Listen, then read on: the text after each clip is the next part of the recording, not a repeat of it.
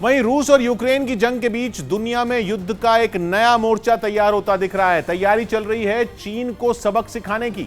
दक्षिण चीन सागर में दादागिरी के बाद चीन की नजर अब दक्षिण प्रशांत महासागर पर टिकी है। ऐसे में उस इलाके में मौजूद ऑस्ट्रेलिया और न्यूजीलैंड ने चीन के खिलाफ बाजुएं चढ़ा ली हैं ताकि उसे मुंह तोड़ जवाब दिया जा सके।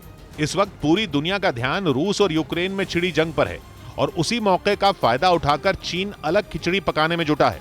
वो दक्षिणी प्रशांत महासागर में बसे देश सोलोमन आइलैंड्स के साथ एक सिक्योरिटी डील करने की तैयारी में है, जिसने ऑस्ट्रेलिया और न्यूजीलैंड की त्योरियां चढ़ा दी हैं।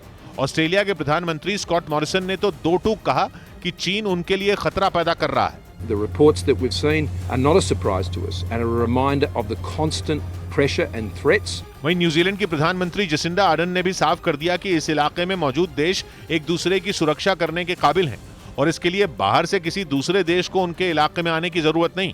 We do not want to see the militarization of the Pacific. असल में ये पूरा बखेड़ा तब खड़ा हुआ जब पिछले हफ्ते चीन की सोलोमन आइलैंड्स के साथ होने वाली सिक्योरिटी डील की जानकारी ऑनलाइन लीक हो गई, जिसके बाद ऑस्ट्रेलिया और न्यूजीलैंड चीन की घेरेबंदी में जुट गए।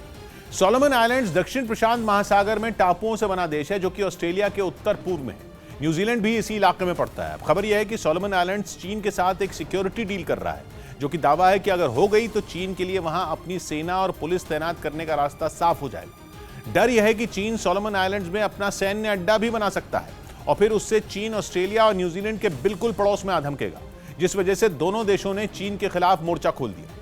ऑस्ट्रेलिया के रक्षा मंत्री ने तो पिछले हफ्ते यह भी कह दिया था कि अगर सोलोमन आइलैंड्स में चीन ने अपना सैन्य अड्डा बनाया तो उससे इलाके में अशांति पैदा होगी।